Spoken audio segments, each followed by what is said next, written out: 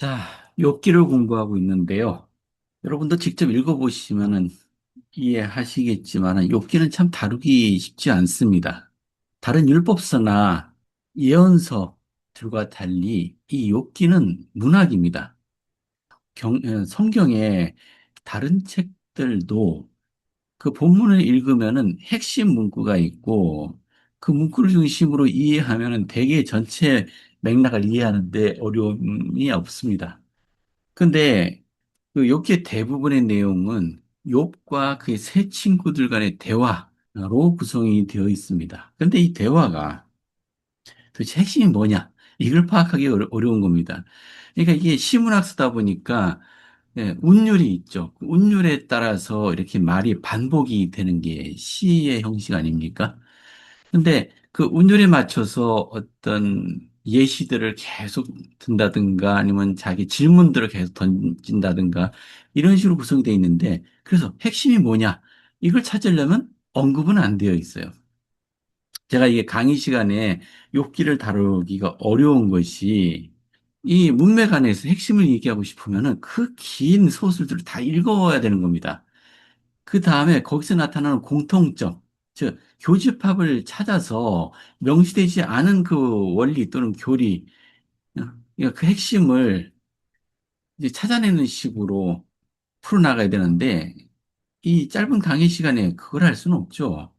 제가 전문적인 경전학자도 아니고요. 저에게 주어진 시간 안에 이런 욕기를 완전히 정리해서 전달하는 것은 좀 거의 불가능해 보입니다. 자, 욥과 이 친구들의 대화를 쭉 보면은 그들이 생각이 어느 정도 드러나는 부분이 있는데, 자, 욥은 보세요. 욥기 21장 7절에 보면 어찌 악인이 생존하고 장수하며 세력이 강하냐 하면서 쭉 인생이 불공평해 보인다 라는 것을 이야기하고 있습니다. 또 엘리바스가 한 요 말을 한번 볼까요? 22장의 5절에서 10절까지인데요. 내 악이 크지 아니하냐 내 죄악이 끝이 없느니라 까닭없이 형제를 볼모로 잡으며 헐벗은 자의 의복을 벗기며 목마른 자에게 물을 마시게 하지 아니하며 줄인 자에게 음식을 주지 아니하였구나. 권세 있는 자는 토지를 얻고 존귀한 자는 거기에서 사는구나. 너는 과부를 빈손으로 돌려보내며 고아의 팔을 꺾는구나. 그러므로 올무들이 너를 둘러있고 두려움이 갑자기 너를 엄습하며. 엘리바스가 욥이 이런 악을 행하지 않았느냐라고 지금 질책하는 것처럼 보입니다. 실제로 이 욥과 이 친구들의 대화를 보면 이들이 가지고 있는 기본적인 생각은 우리 사람이 겪는 고통은 스스로의 죄 때문에 온다라고 믿고 있는 듯 보입니다. 여기서 이제 교재에 있는 설명인데요. 욥과 그의 친구들은 그가 고난을 겪는 이유를 알아내려고 했다. 그들이 제한된 관점은 잘못된 가정으로 이어졌다. 예를 들어 욥의 친구들은 고난이 욥이 지은 죄의 결과라고 주장했고 욥은 자신은 죄를 짓지 않았기 때문에 그 고난은 억울한 것이라고 주장했습니다. 자, 이런 이야기예요. 그러니까 친구들은 네가 뭔가 잘못을 한 거 있기 때문에 벌 받는 게 아니냐라는 거 논조고요. 욥은 아니 나는 그 정도 죄를 지은 적이 없다. 작은 실수들은 할지라도 나는 벌을 받을 만한 죄를 지은 적이 없다라고 강론합니다. 그러니까 이 네 사람의 기본적인 생각은 죄의 결과로 고통이 온다. 근데 욥은 자신은 억울하다. 이런 거죠. 자, 드디어 여호와께서 응답하십니다. 여호와께서 욥에게 이렇게 말씀하십니다. 자, 38장 2절. 무지한 말로 생각을 어둡게 하는 자가 누구냐? 자, 요 한마디로. 자, 무지한 말. 누군가요? 이 친구들과 요 모두죠. 생각을 어둡게 하고 있다. 내가 네게 묻는 것을 대답할지니라. 왜 여호와께서 욥과 이 친구들에게 무지한 말을 하고 있다라고 말씀하셨는지 이제 질문들로 말씀을 하십니다. 자, 너희가 내가 주는 질문에 한번 답해봐라. 그리고 자신이 얼마나 무지한지를 깨달아라. 라고 말씀하시는 것 같습니다. 몇 가지 보면 내가 땅의 기초를 놓을 때 내가 어디 있었느냐. 내가 깨달아 알았거든 말할지니라. 누가 그것의 도량법을 정하였는지, 누가 그 줄을 그것을 위에 띄었는지 내가 아느냐? 그것의 주추는 무엇 위에 세웠으며 그 모퉁이 돌을 누가 놓았느냐? 그때 새벽별들이 기뻐 노래하며 하나님의 아들들이 다 기뻐 소리를 질렀느니라. 자, 이런 질문이 60여 가지 질문이 계속 된다고요. 자, 이런 질문을 받으면서 욥은 무슨 생각을 했을까요? 자, 40장에 여호와께서 욥에게 이렇게 말씀하십니다. 트집 잡는 자가 전능자와 다투겠느냐? 하나님을 탓하는 자는 대답할지니라. 여기 하나님을 탓하는 자가 누굽니까? 욥이죠. 자, 욥이 여호와께 대답하여 이르되 보소서 나는 비천하오니 무엇이라 주께 대답하리이까? 손으로 내 입을 가릴 뿐이로소이다. 음. 여기서 어떤 느낌이 드세요? 자, 여호와 하나님께서 수많은 질문들로 욥에게 한번 대답해봐라 라고 했을 때 욥은 그 중에 하나라도 제대로 대답할 수 있었나요? 우리 후기 성도들은 회복된 복음을 알고 있고 선지자들을 통해서 많은 것이 가르쳐져 있기 때문에 상당히 많이 안다라고 생각하는 경향이 있습니다. 근데 사실 인생의 핵심 질문들을 받았을 때 의외로 아는 것이 별로 없구나라는 걸 깨닫게 됩니다. 우리는 자신이 스스로 안다라고 생각해서는 안 돼요. 우리는 거의 아는 게 없습니다. 그러면 어떻게 하라고요? 아는 게 없다고? 그건 뭐야? 나들 어쩌라는 얘기냐? 자, 욥이 거기에 대한 모범을 보이는 것 같아요. 욥은 뭐라고 했습니까? 내가 주께 대답할 수가 없을 것 같습니다. 단지 손으로 내 입을 가릴 뿐이로소이다. 이게 부끄러운 거죠. 그동안 자신이 했던 말이 부끄러운 겁니다. 자, 주님께서 좀 더 말씀하시고요. 이제 욥이 대답합니다. 자, 이 말씀에 한번 귀 기울여 보세요. 욥이 여호와께 대답하여 이르되 자, 42장이네요. 주께서는 못하실 일이 없사오며 무슨 계획이든지 못 이루실 것이 없는지라오니 무지한 말로 이치를 가리는 자가 누구니까? 나는 깨닫지도 못한 일을 말하였고 스스로 알 수도 없고 헤아리기도 어려운 일을 말하였나이다. 내가 말하겠사오니 주는 들으시고 내가 주께 묻겠사오니 주여 내게 알게 하옵소서. 내가 주께 대하여 귀로 듣기만 하였사오나 이제는 눈으로 주를 배옵나이다. 그러므로 내가 스스로 거두어드리고 티끌과 제 가운데서 회개하나이다. 아니, 욥은 벌을 받을 만한 어떤 죄도 지은 적이 없다고 했잖아요. 그런데 왜 회개하겠다고 하는 걸까요? 욥은 지금 무슨 말을 하고 있는 걸까요? 한번 잘 보세요. 나는 깨닫지도 못한 말을 하였고 스스로 알 수도 없고 헤아리기도 어려운 일을 말하였나이다. 자, 친구들과의 대화에서 욥은 많은 자기 변론과 강론을 했습니다.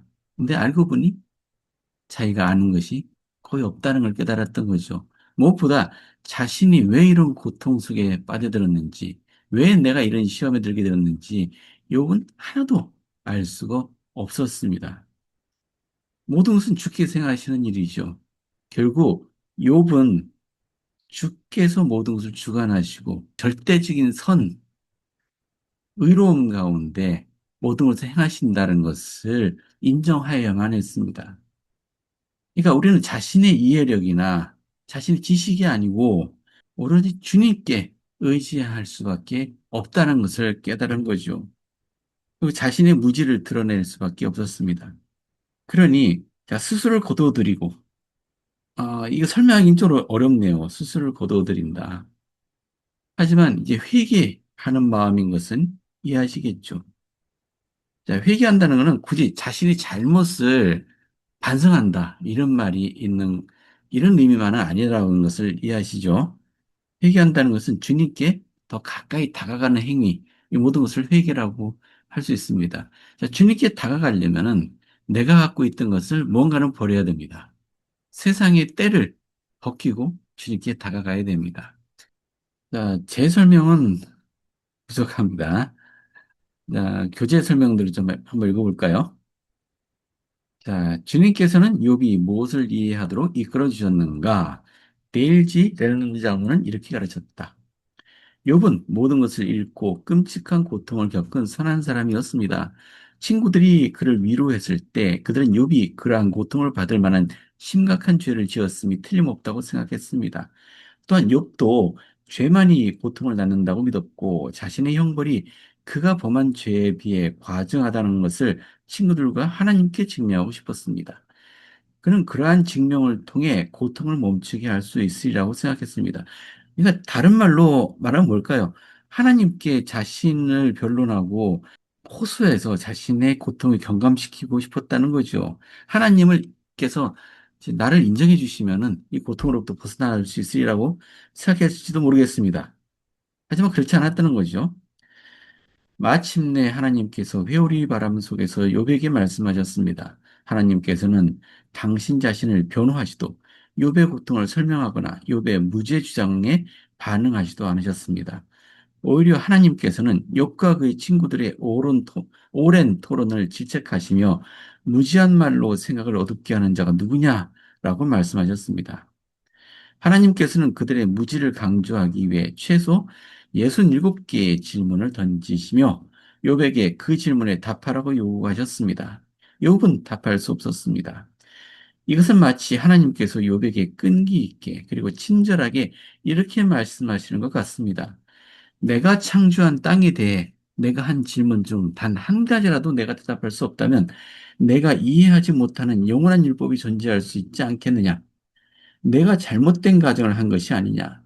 너는 내 동기를 알며 구원과 승형의 계획이 어떻게 작용하는지 이해하느냐. 그리고 너는 너의 미래의 운명을 예견할 수 있느냐. 욥은 하나님의 말씀을 이해했습니다. 그는 자신이 이해하지 못했다는 것을 겸손하게 인정하고 자신의 고통을 죄의 결과로 여긴 것을 회개했습니다. 욥은 모든 고통이 하나님의 형벌인 것은 아님을 깨달았습니다. 그의 고통은 죄의 결과가 아니었기에 욥이 해야 할 일은 하나님을 신뢰하는 것이었습니다. 어떤 일이 있더라도 욥은 비록 자신이 모든 것의 의미를 알지 못하더라도 하나님께서는 당신의 자녀들을 사랑하신다는 사실을 기억해야 했습니다. 랜런드 장로님의 이 설명 이해되십니까? 우리 사람은 자신의 무지를 인정해야 됩니다. 어떤 고통을 겪고 있는 사람 또는 남들이 보기엔 큰 축복을 받는 사람이 있다고 할 때 그 원인이 뭔지, 뭐 때문에 그런 것을 받았는지 쉽게 설명하려 들어서는 안 됩니다. 우리 사람들의 제한된 시각에서는 모든 것을 이해할 수 없습니다. 꽤 오래전입니다만 제 강의 시간에 어떤 한 성인 자매님이 참석하셨어요. 사실 그 시간은 우리 성인들은 참석하면 안 되거든요. 우리 청년들만 참석하는 시간이었는데 그렇다고 가시라고 말씀드릴 수 없지 않습니까? 근데 이 강의 도중에 갑자기 왜 하나님께서는 끊임없이 고통을 주시느냐? 왜 이 착한 사람을 이렇게까지 괴롭히시느냐? 하면서 이해할 수 없다라는 말씀을 계속 하셨어요. 그 말씀을 듣고 다른 학생들도 좀 힘들어했죠. 사실 그런 질문에 대해서 누가 온전한 대답을 할 수 있겠습니까? 렐런드 장로님의 말씀도 그와 같습니다. 우리는 하나님의 뜻을 다 이해하지 못합니다. 우리의 신앙은 그분이 선하시고 우리를 온전히 사랑하신다는 그 사실을 믿을 수밖에 없는 겁니다. 그분을 그렇게 신뢰하다 보면은 진짜 모든 것의 이해는 그 나중에 오는 것이죠. 그래서 욥은 회개해야만 했던 것입니다. 자신이 하나님을 쉽게 판단하려 자신이 하나님을 이해한다라고 너무 쉽게 생각을 했고 그분의 생각을 오해하고 있었다. 자, 지금도 여전히 욥이 왜 이런 고통을 겪고 있는지에 대해서는 정확하게 이해하지는 못합니다. 단지 하나님이 크신 뜻이 있다는 것만을 알 뿐입니다. 자, 이제 결론은 하나님께서 이 모든 사건의 결론을 지으십니다. 그리고 여기서 지금도 고통에 빠져 계신 분들에게는 사실은 예, 용기와 희망을 줄 수 있는 결론이라고 생각을 해요. 자, 결론 보겠습니다. 욥기 42장 7절부터 보겠습니다. 여호와께서 욥에게 이 말씀을 하신 후에 여호와께서 대만 사람 엘리바스에게 이르시되 내가 너와 내 두 친구에게 노하나니 이는 너희가 나를 가리켜 말한 것이 내 종 욥의 말같이 옳지 못함이니라. 너희들도 옳지 못하다. 네? 그런즉 너희는 숫소 일곱과 숫양 일곱을 가지고 내 종 욥에게 가서 너희를 위하여 번제를 드리라. 내 종 욥이 너희를 위하여 기도할 것인즉 내가 그를 기쁘게 받으리니 너희가 우매한 만큼 너희에게 갚지 아니하리라. 이는 너희가 나를 가리켜 말한 것이 내 종 욥의 말같이 옳지 못함이라. 이에 대만 사람 엘리바스와 수아 사람 빌닷과 나아마 사람 소발이 가서 여호와께서 자기들에게 명령하신 대로 행하니라. 여호와께서 욥을 기쁘게 받으셨더라. 그래서 이 네 사람도 모두 회개하고 용서를 받았다. 라는 거네요. 여호와께서 욥에게 복을 주셨다고 합니다. 욥이 그의 친구들을 위하여 기도할 때 여호와께서 욥의 공경을 돌이키시고 여호와께서 욥에게 이전 모든 소유보다 갑절이나 주신지라. 이에 그의 모든 형제와 자매와 이전에 살던 이들이 다 와서 그의 집에서 그와 함께 음식을 먹고 여호와께서 그에게 내리신 모든 재앙에 관하여 그를 위하여 슬퍼하며 위로하고 각각 캐시타 하나씩과 금고리 하나씩을 주었더라. 여호와께서 욥의 말년에 욥에게 처음보다 더 복을 주시고 그가 양 4천, 딱 두 배죠. 낙타 6천, 소 천결이, 암나귀 천을 두었고 다 이전에 그것의 배들입니다. 그리고 아들 일곱과 딸 셋. 아들, 딸은 배가 되지 않았네요. 왜냐하면 이미 어, 죽은 자녀들과 새로운 자녀들 모두 합해서 배가 되지 않습니까? 자, 첫째 딸은 여미마라 이름하였고, 둘째 딸은 그시아라 이름하였고, 셋째 딸은 게레타복이라 이름하였으니, 모든 땅에서 욥의 딸들처럼 아리따운 여자가 없었더라. 그들의 아버지가 그들에게 그들의 오라비들처럼 기업을 주었더라. 근데 예쁜 딸을 두는 게 그렇게 축복인가요? 물론 축복이죠. 하지만 부모들 마음에는 걱정이 가득한 게 예쁜 딸들입니다. 그 후에 욥이 140년을 살며 아들과 손자 4대를 보았고 욥이 늙어 나이가 차서 죽었더라. 자, 그 후에 140년을 살았다고 했잖아요.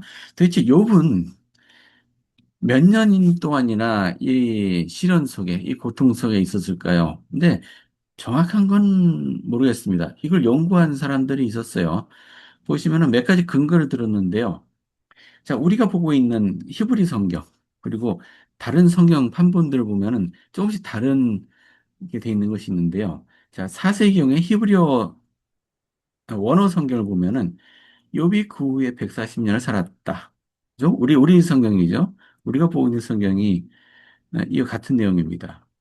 그런데 70인여, 자, 거기 보면 욥은 고난을 시작한 때로부터 170년을 더 살았고 모두 합해서 240년을 향수하고 죽었다. 시련이 끝난 때로부터 140년을 더 살았고 시련이 시작될 때로부터 170년을 살았다는 얘기니까 결국은 총 30년 동안 고난을 겪었다는 얘기네요. 그리고 총 240년을 살고 죽었다는 얘기는 욥이 고난이 시작됐을 때가 70세였다는 얘기가 됩니다. 그리고 100세가 되었을 때 고난이 그쳤고요. 240세에 세상을 떠났다라는 얘기인데, 자, 이건 정확하게 모릅니다. 솔직히 30년 동안 이런 고통스러운 질병 가운데 도대체 어떤 병인지 모르겠지만 너무 끔찍한 병이잖아요. 근데 30년을 죽지 않고 지냈다. 미치지 않았다. 하나님께서 이 정도로 고난을 주시는가 싶기도 하고요.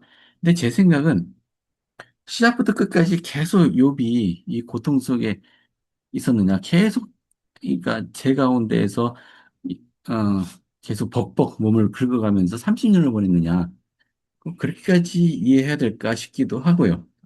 아무튼 이건 모두 다 참고 자료일 뿐입니다. 실제 어땠는지는 모릅니다. 욥이 얼마나 오랫동안 고통을 겪었는지 모릅니다. 하지만 결론은 뭡니까? 하나님께서 자, 끝까지 견딘 욥을 결국 큰 축복을 주셨고, 그래서 욥의 말년은 행복한 가운데 보냈다라는 것으로 족할 것 같습니다. 자, 오늘은 여기까지인데요. 욥기를 읽으시면서 어렵기는 하지만은 결국은 위로를 받으시는 그런 계기가 되었으면 좋겠습니다. 하나님께서는 우리를 사랑하시고 이유 없이 시련을 주시지 않는다라는 것도 또한 이해하시면 좋겠습니다. 자, 여기까지입니다.